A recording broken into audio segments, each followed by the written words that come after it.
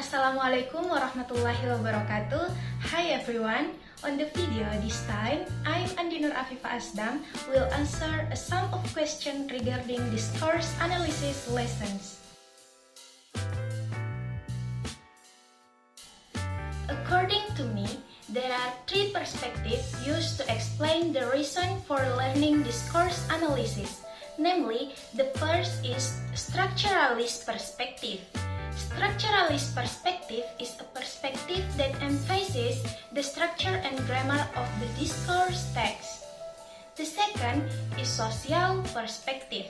Social perspective is a perspective that focuses more on how power and hierarchy, language, and how social structures can affect the making and explanation of discourse. The third, critical perspective. Critical perspective is a perspective that combines aspects from a structuralist and social perspective. However, this perspective focuses more on the discovery of hidden meanings, ideologies, and political interests. What must study discourse analysis is all fields of science and profession, especially linguistics and literature. Why? This is because studying discourse analysis can open up insight into how language is used to shape meaning and power. Besides that, it can also help in analyzing social, cultural, political, and economic narrative in society.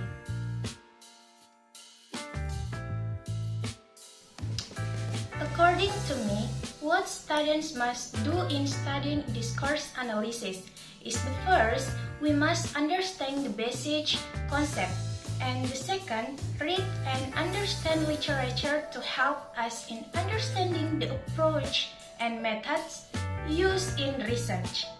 The third is collect data, and then transcription and pre-processing of data, or transcribe that data into written text and also clean data or identify key elements.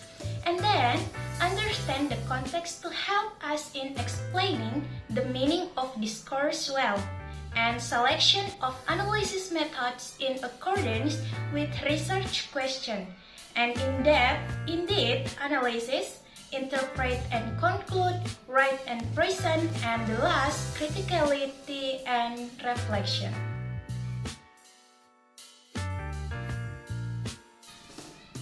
According to me, the advantage of learning discourse analysis is that we can get a deeper understanding of how language is used to build meaning in social, political, and cultural contexts. And then, what will be achieved by students? They can develop critical analysis skills, understand the construction of ideology in the text, and the last, recognize the social implication in the language used and can help in improving communication skills.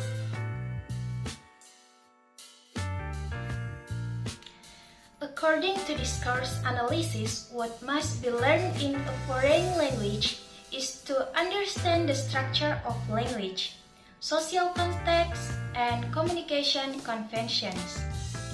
And then, what must be taught is to improve speaking, listening, reading, and writing skills and explore meaning in a wider context. According to pragmatic perspective, there are three advantages to study discourse analysis. Namely, the first can understand more deeply about how social and cultural context can affect the way of communication. The second is helps to enrich the interpretation of the message beyond its literal meaning. And the last offers insight into communicative goals.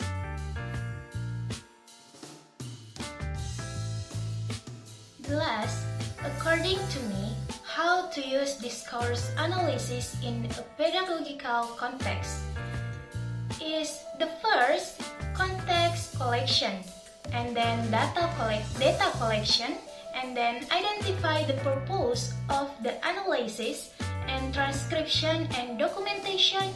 In-depth analysis relate to educational theory, and then corrective action, evaluation, and reflection. Some of the points above are used to understand and improve communication and learning. I think that's enough about the discourse analysis, and thanks for your attention. Wassalamualaikum warahmatullahi wabarakatuh.